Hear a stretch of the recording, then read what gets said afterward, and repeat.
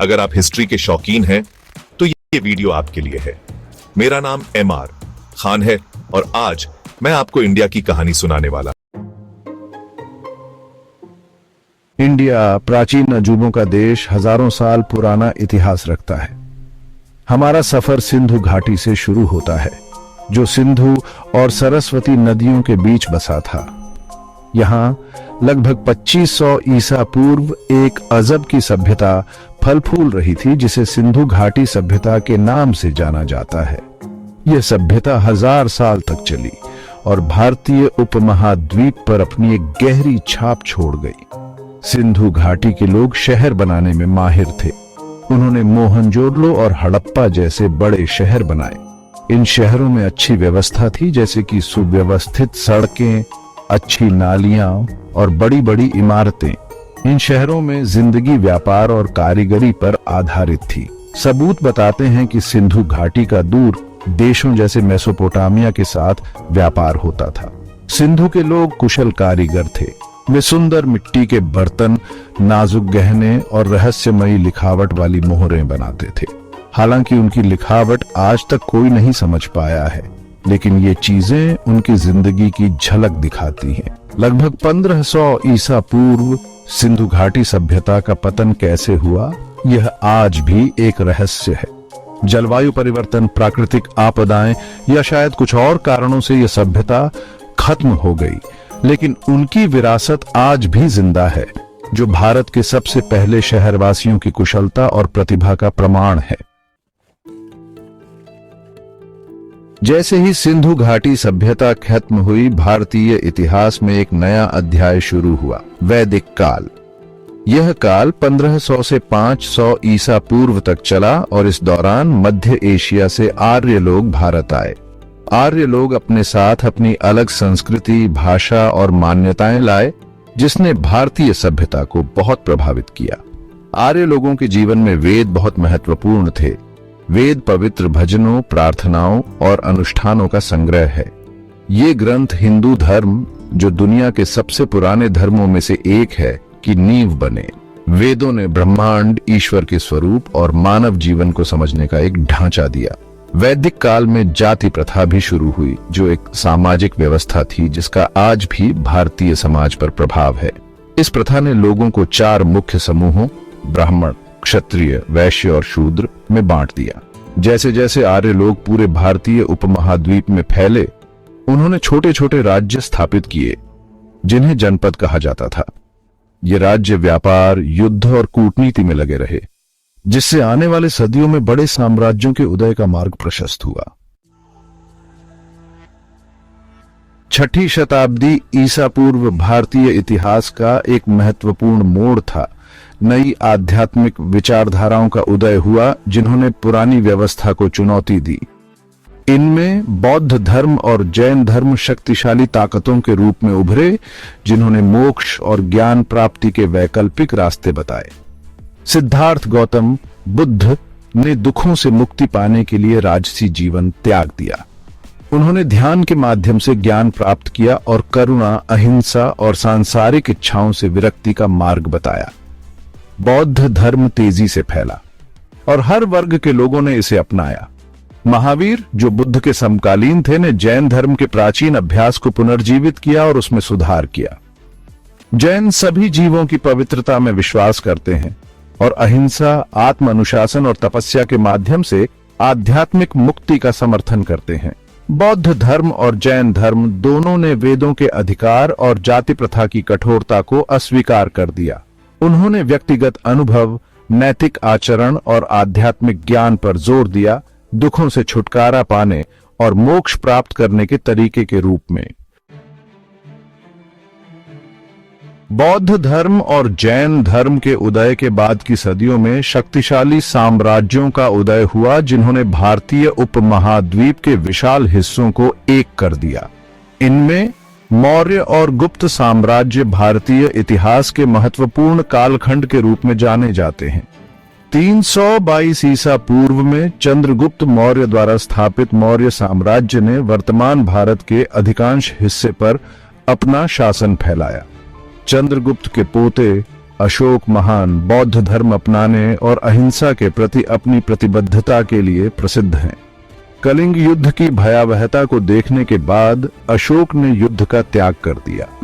उन्होंने बौद्ध धर्म अपनाया और शांति, करुणा और धार्मिकता के संदेश को फैलाने के लिए खुद को समर्पित कर दिया। उन्होंने अपने शिलालेखों को स्तंभों पर खुदवाया, बौद्ध शिक्षाओं को बढ़ावा दिया और सामाजिक कल्याण की वकालत की। अशोक की मृत्यु के बाद मौर्य साम्राज्य का पतन हो गया, जिससे चौथी शताब्दी ईस्वी में गुप्त साम्राज्य के उदय का मार्ग प्रशस्त हुआ। गुप्त काल को अक्सर भारत का स्वर्ण युग कहा जाता है, जो अद्वितीय सांस्कृतिक और बौद्धिक उत्कर्ष का समय था। भाग 5, भारत का स्वर्ण युग, सांस्कृतिक और वैज्ञानिक उपलब्धियां। गुप्त काल में कला, साहित्य, विज्ञान और गणित का अद्भुत विकास हुआ। यह वह समय था जब भारतीय संस्कृति परिष्कार और रचनात्मकता के नए शिखर पर पहुंची। गुप्ताओं ने कला और शिक्षा को संरक्षण दिया, एक ऐसा वातावरण बनाया जहां ज्ञान फला फूला। संस्कृत भारत की शास्त्रीय भाषा इस काल में फली फूली। महाभारत और रामायण जैसे महाकाव्य और कालिदास के नाटकों ने भारतीय साहित्य को समृद्ध किया और आज भी विस्मय और आश्चर्य को प्रेरित करते हैं। गुप्ताओं ने विज्ञान और गणित में महत्वपूर्ण प्रगति की। आर्यन भट्ट, एक प्रसिद्ध गणितज्ञ और खगोल शास्त्री, ने पाई का मान झात किया और सौर मंडल के सूर्य केंद्रीय मॉडल का प्रस्ताव रखा। भारतीय गणितज्ञों ने शून्य और दशमलव प्रणाली की अवधारणा विकसित की, जिसने गणित में क्रांति ला दी और भविष्य की प्रगति की नींव रखी। कला और वास्तुकला के क्षेत्र में गुप्त काल में भव्य मंदिरों का निर्माण हुआ, जो जटिल नक्काशी और मूर्तियों से सजाए गए थे। अजंता और एलोरा की गुफाएं उत्तम भित्ति चित्रों और मूर्तियों के साथ गुप्त युग की कलात्मक प्रतिभा का प्रमाण है। भाग 6, नई शक्तियों का आगमन। दिल्ली सल्तनत और मुगल साम्राज्य। भारत के मध्ययुगीन काल में मध्य एशिया से नई शक्तियों का आगमन हुआ, जो अपनी अलग संस्कृति और परंपराएं लाईं। 13वीं शताब्दी में स्थापित दिल्ली सल्तनत ने उत्तर भारत में मुस्लिम शासन की शुरुआत की। दिल्ली के सुल्तानों ने नए प्रशासनिक तरीके, सैन्य तकनीकें और स्थापत्य शैली पेश की। उन्होंने प्रभावशाली मस्जिदें, मकबरे और किले बनाए, इस्लामी और भारतीय स्थापत्य तत्वों का मिश्रण किया। दिल्ली में कुतुब मीनार, एक विशाल मीनार, दिल्ली सल्तनत के स्थापत्य कौशल का प्रतीक है। 16वीं शताब्दी में मुगल साम्राज्य भारत में एक प्रमुख शक्ति के रूप में उभरा। बाबर द्वारा स्थापित मुगलों ने भारतीय उपमहाद्वीप के अधिकांश हिस्से पर अपना शासन फैलाया, जिससे सापेक्ष शांति और समृद्धि का युग शुरू हुआ। मुगल बादशाहों में सबसे महान अकबर अपनी धार्मिक सहिष्णुता, प्रशासनिक सुधारों और कला के संरक्षण के लिए प्रसिद्ध हैं। उन्होंने गैर मुस्लिमों पर लगने वाला जजिया कर खत्म कर दिया और विभिन्न धार्मिक समुदायों के बीच बातचीत और समझ को बढ़ावा दिया। भाग 7, औपनिवेशिक युग, ब्रिटिश राज और आजादी की लड़ाई। 16वीं शताब्दी में यूरोपीय शक्तियों का आगमन भारतीय इतिहास में एक महत्वपूर्ण मोड़ था। ब्रिटिश ईस्ट इंडिया कंपनी, जो शुरू में व्यापार के लिए स्थापित हुई थी, ने धीरे धीरे अपने प्रभाव का विस्तार किया, आंतरिक विभाजनों का फायदा उठाया और अपनी सैन्य श्रेष्ठता का इस्तेमाल किया। 1757 में प्लासी का युद्ध निर्णायक साबित हुआ, जिसने बंगाल पर ब्रिटिश प्रभुत्व स्थापित किया और अंततः भारत के अधिकांश हिस्से पर उनके नियंत्रण का मार्ग प्रशस्त किया। अंग्रेजों ने ऐसी नीतियां लागू की जिनसे उनके आर्थिक हितों को फायदा हुआ, अक्सर भारतीय उद्योगों और आजीविका की कीमत पर। 1857 का सिपाही विद्रोह जानवरों की चर्बी से लगे विवादास्पद राइफल कारतूसों से शुरू हुआ, जिसने ब्रिटिश शासन की नींव हिला दी। हालांकि इसे क्रूरतापूर्वक दबा दिया गया, लेकिन इसने भारतीय राष्ट्रवाद की लौ को प्रज्वलित किया और स्वतंत्रता संग्राम को बढ़ावा दिया। 19वीं सदी के अंत और 20वीं सदी की शुरुआत में स्वशासन की वकालत करने वाले राष्ट्रवादी आंदोलनों का उदय हुआ। महात्मा गांधी जैसे नेता उभरे, जिन्होंने अहिंसक प्रतिरोध और सविनय अवज्ञा के माध्यम से जनता को संगठित किया। भाग 8, स्वतंत्र भारत, एक राष्ट्र का निर्माण। दशकों के संघर्ष और बलिदान के बाद भारत ने आखिरकार 15 अगस्त 1947 को ब्रिटिश शासन से आजादी हासिल की।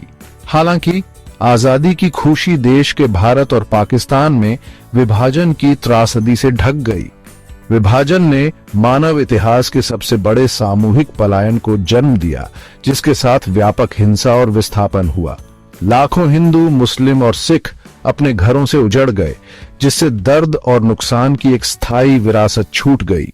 स्वतंत्र भारत ने राष्ट्र निर्माण के कठिन कार्य का सामना किया, गरीबी, निरक्षरता और सामाजिक असमानता से जूझते हुए। भारत के पहले प्रधानमंत्री जवाहरलाल नेहरू ने विकास का एक समाजवादी मॉडल अपनाया, जिसमें औद्योगिकीकरण और सामाजिक कल्याण कार्यक्रमों पर जोर दिया गया। भारत ने 1950 में एक लोकतांत्रिक संविधान अपनाया, जिसमें सभी नागरिकों को मौलिक अधिकारों की गारंटी दी गई। हालांकि प्रगति का मार्ग चुनौतियों के बिना नहीं था, जिसमें क्षेत्रीय संघर्ष, आर्थिक मंदी और राजनीतिक अस्थिरता शामिल थी। भाग 9। आज का भारत, एक वैश्विक महाशक्ति। चुनौतियों के बावजूद भारत 21वीं सदी में एक वैश्विक महाशक्ति के रूप में उभरा है। 1990 के दशक में आर्थिक उदारीकरण ने भारत की उद्यमशीलता की भावना को उजागर किया, जिससे तेजी से आर्थिक विकास हुआ और देश दुनिया की सबसे तेजी से बढ़ती अर्थव्यवस्थाओं में से एक में बदल गया। भारत ने विज्ञान और प्रौद्योगिकी में महत्वपूर्ण प्रगति की है। अंतरिक्ष अन्वेषण, सूचना प्रौद्योगिकी और फार्मास्यूटिकल्स में अग्रणी बन गया है। चंद्रयान मिशन चांद पर और कई उपग्रहों के सफल प्रक्षेपण ने दुनिया के अंतरिक्ष यात्री देशों में भारत का स्थान पक्का कर दिया है। 1.4 अरब से ज्यादा लोगों की आबादी के साथ भारत दुनिया का सबसे बड़ा लोकतंत्र है। अपनी विविधता के बावजूद भारत ने अपने लोकतांत्रिक मूल्यों को कायम रखा है, स्वतंत्र और निष्पक्ष चुनाव सुनिश्चित किए हैं और अपने नागरिकों के अधिकारों की रक्षा की है। भारत का सांस्कृतिक प्रभाव बढ़ता जा रहा है। बॉलीवुड फिल्में, शास्त्रीय नृत्य और योग को दुनिया भर में लोकप्रियता हासिल हो रही है। If you enjoyed this video, please subscribe to my channel and share the video. Thank you for watching.